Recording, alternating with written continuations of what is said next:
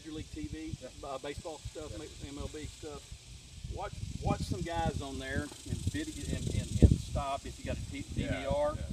And back up and watch every aspect of their swing. You know what I'm saying? And sit there and watch the whole thing. Some things that you're going to see is we call it hitting in your legs.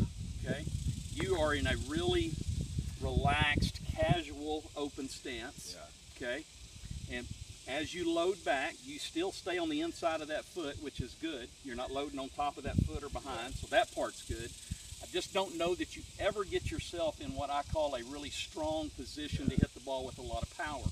You're also pulling a lot of the stuff that you're hitting, which is going to get fixed here once we do some stuff here.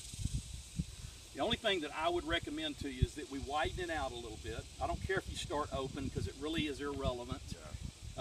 There's some reasons to start open. It may be because your left eye is dominant, you know, versus the right eye, or I mean your right eye is dominant versus your left eye, so you're getting a little bit better visual. Could be that. It could also be that it just helps you see the ball better. But as long as you get square before you go, it doesn't matter. Okay, so it doesn't matter if that foot's up here.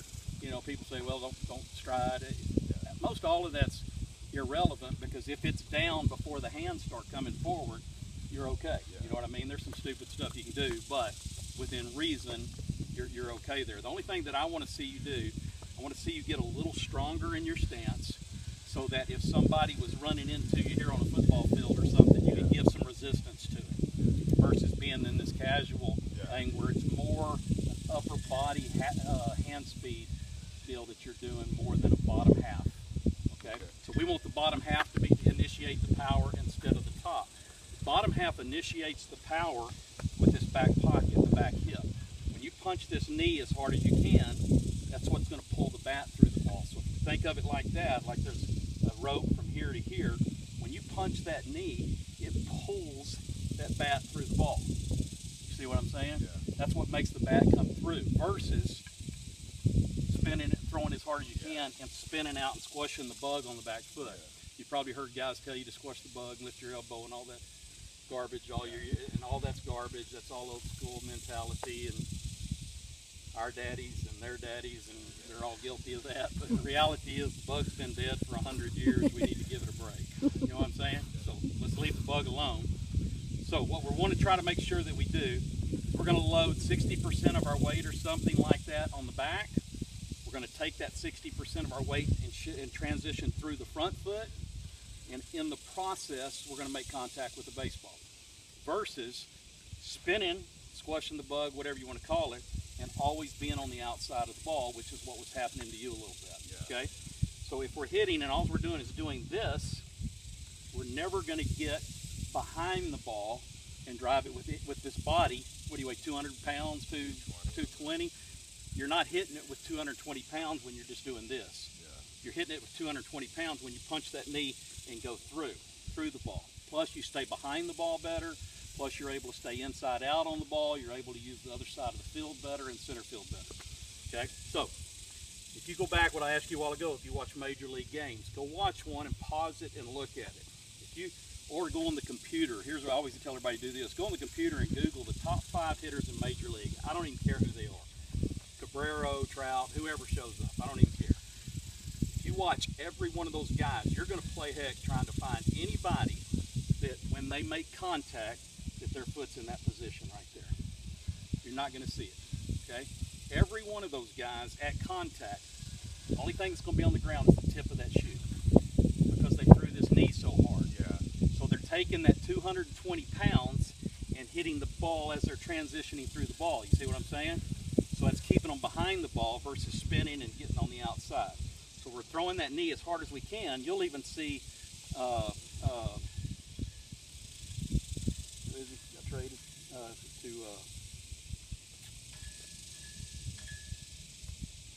Pujols. Watch Pujols. He's bumping, constantly doing this. What he's doing is trying to set the bat in his fingers a little bit. You know, have you ever watched that? So we'll watch that a little bit too. But he does a really good job keeping his hand. But if you watch him when he hits, he's getting his hands, he's bumping that so much so that he can pull the bat with this pocket, not get back here and push it and make you come across. He does a great job pulling the bat. And so he's got 250 pounds to pull it with or more. So he's pulling it here with all of this, and this bottom half is pulling it. If you watch him hit, a lot of times that foot will even be up in the air at contact. If you go on video and you pull up those 5 guys and do a swing analysis on them, every one of them at contact are going to look like that, from Harper to all these, anybody you pull up on there. Okay, very seldom will you see anybody in a squash position at contact. Every one of them are there. And Pujols and some of them, and Harper, a couple, you'll see some of them with their foot will even come up in the air a little bit. And the reason that's happening is because it's a domino effect from the bottom. Like you flip the dominoes over and they all start, you do this from the bottom up. So when you punch that knee, it pulls all of this, then your chest flies open and then you finish. You see what I'm saying? So it's from the bottom up instead of going it from up here and then everything else finishing down there working down. That makes sense? Yeah. So for you, here's the trick, probably to help you have more power and quit trying to be a pull hitter all the time. Very few coaches like that. Most coaches like to see you use the whole field. Okay, spread out a little bit, get stronger. If you're going to have an open stance, get to the part where you're striding to and open up there. You know what I'm saying? Yeah. That way you're coming in here without getting yourself out on your front foot. Okay, so find out where that point is, wherever your natural stride is. I don't care where it is. That's where you want to start at. You should. And then get down in what I call a strong athletic position so that I can bump you around and you don't fall. Start it open from there, come in straight to there, and go to the ball. Yeah. Does that make sense? Yeah. Okay. Punch that knee and make sure you get, I always tell you, it's kind of weird. You're really on your tippy toes at contact. Yeah. You know what I mean? Now you're going to see a lot of coaches. Here's what's going to get, here's where I get in trouble. I don't get in trouble because coaches don't pay attention. A few of the coaches will say, well, he's got you hitting on your front foot. Well, then so is 98% of the Major League Baseball population out there. You know what I'm saying? Every one of them at contact, it looks like that. Okay? So yeah, it looks front foot, but if your head stays over your back knee, you're still able to keep some of your weight back. But here's the deal that most of those guys miss is they don't, after the swing, every one of them set back like that. So somebody that's just looking at the process and not really slowing it down, they're seeing it start here and finish here. To them, it looks like they stayed here. But that's not what's happening. If you break it down, so I want you to pause it and look at it, pop through the whole process of the swing. Every one of them are going to be there at contact and then set back. Okay? So I don't care what happens after you hit the ball. I don't care if you set back on it or you finish here so you can go to first base. It makes great sense to me. You know, so if you hit the ball, you're already going through the ball. You're already in process moving that way. But if you miss it and you set back on that foot afterwards, who cares? No, I'm good with that. Does that kind of make sense? Yeah.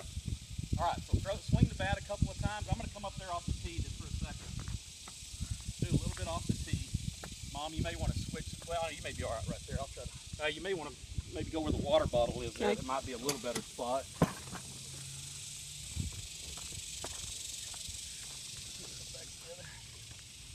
Do you want your water, Aaron? Yeah, I had a little rumble with my neighbor in the back behind me. I had to shut down. Oh, yeah. I had to shut down the home cage. Oh. I had a neighbor that didn't like all the noise. Said the kids were too loud. He doesn't have a sense of humor.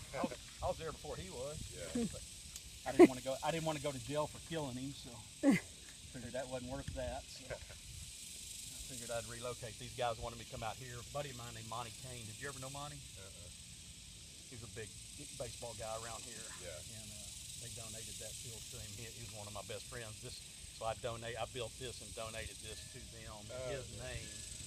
My son works for Sport Court, so I got to give him a free deal on the Sport Court tiles, and we did that. So anyway, so I moved over here. So Well, this is what they've been asking for Christmas for the past. What's that? This Okay. setup, yeah. He's got a younger brother who plays. How old's your brother? He was a freshman last year. Bring him over. He a pitcher or a hitter? He needs to come over. He's more of a hitter, I feel like. Yeah. But what I'm working on you with, you can take to him, and I'll be more than happy to work with him. But this concept of the bottom, I won't say it's a new concept, because I've been teaching it. When I do some minor league stuff with the Padres and the Rangers, I work some of their camps. It's the same things that we teach there. It's just that when you get out around these leagues and stuff where you have pitcher's doing instruction or just good old daddy's doing instruction, and again, all they're seeing is that foot staying there. They're all hollering, "Squash the bug!" And I get so sick of hearing that. And so a lot of them will say, "Why do you have them hitting on their toe?" I don't have you hitting on your toe. I just got you making contact on that, because that's where you're getting all 220 pounds through at contact. So you're gonna see a big difference in how hard you hit the ball. You're gonna see a big difference on how easy it is for you to move the ball up the middle and hit the ball the other way. Okay? That's all it is. We're not changing really much, because you're gorgeous mechanically. You look good. You just weren't getting in a strong position. You were relying on upper body strength to hit the ball in fast hands. Once you have really fast hands, you've got to get wider and use your body's bottom half to initiate the power instead of the top. There you go. So once you do it one time, normal like you were, and go ahead and give me your normal swing. In fact, just hit the ball. Give me your normal swing. Okay. Yeah, so you're just waiting. You don't get any bottom half. You're never in a strong position. So get to that position again. Stay right there. Okay. All right.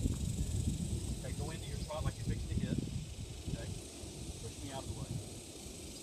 Okay. Not real strong from there. Now get wider. Get wider. Sit down. Go stronger there in your legs. Chest over your knee. Athletic position is chest, knees to toes. Right there. Now push me out of the way. Load it back a little bit. Load it back. Now push. See, you're going to be a lot stronger. You're going to hit the ball harder now just because you got more stuff coming at it when you make contact. It's a pretty simple deal. It's a train wreck. We want a train wreck straight through the ball.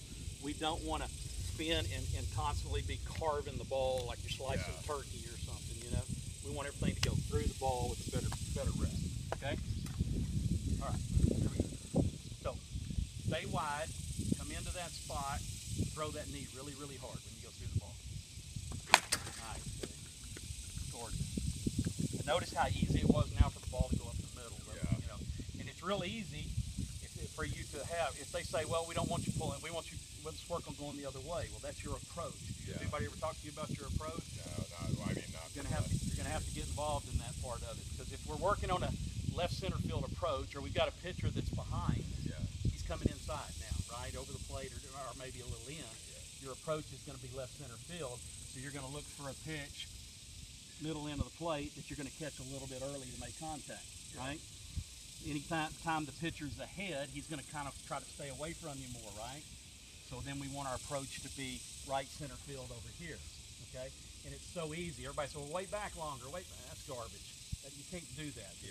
You're only waiting one millionth of a second. How much more? How can you wait longer than that? You know what I'm saying? But if you're in out here, you're just throwing darts, you want to hit that tree, it's real easy then to sit here and start shooting darts over there. So watch, here we go. Just give you a little example of what we're talking about. Get in your normal hitting stance, and I don't even care that you move anywhere. I don't care if you stay in the same place. I'll show you how to make it easier. Hit this ball to left field. Just from how I was doing it? Yeah. No, get in your good strong position. No more of that one. That guy's gone. We got rid of him. Go ahead and pull the ball.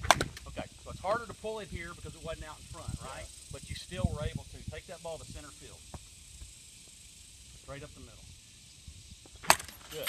Okay, now I want you to look at that picnic table back over there in front of y'all's car. Okay? Normally, if you're going to hit it over there, you would let the ball travel deeper, right? But just without even worrying about that, hit the ball over there. Okay? Hands got to stay inside. You know how your hands are inside the ball, so come out and make contact, or stop at contact. Your hands are going to get out there. You're going to make contact there. Okay? So again, on that pitch, I'm going to go ahead and help you out on it a little bit. So it's a little deeper. Move forward a little bit. There you go. Now look over there at that picnic table and drive the ball over there. Good. Look at the table over there. Look over there. Go ahead and look right there where it's at. Now to concentrate on the ball now. Look right there and hit it over there. See there? It's so easy to do your brain. So when I start throwing to you in a minute, you'll see you're going to be able to do exactly the same thing. Take some normal cuts now, just with the center field approach, which means we're going to hit anything we can up the middle that they throw. That we're going to do. If it's way inside, too hard to hit it in center field, you're going to lay off of it. With two strikes on you, generally have a center field approach. You know, and you look fastball and just to the off-speed stuff, but you try to hit those balls to center field as much as you can. Pitcher's ahead, your approach is over there, he's behind, your approach is there. Everything else is pretty much in center field. 2 strike and just protecting it there for the most part. Get the bat on the ball. Center field approach. Nice. Good. Still think you're not in a strong enough position. You're a big kid. You can get wider and stronger. Think about pushing me out. There you go. Now go through that thing and work through it. Now you're going to get tons more power behind the ball because your bottom half is initiating the power instead of your upper half. Yeah. And you're strong anyway, but you can think how much you can bench press versus how much you can leg press. Yeah. Huge difference, right? Yeah. Good, good. Throwing your knee well. Looks good. Yeah. Really punch that knee hard. It's a major punch. The harder you do that, further the ball's going to go. Big part of the power where it's coming from. The faster you get the hip, because remember when you throw the knee, make the hips go. Yeah. And if that's happening at contact, the ball's going to come further off the bat.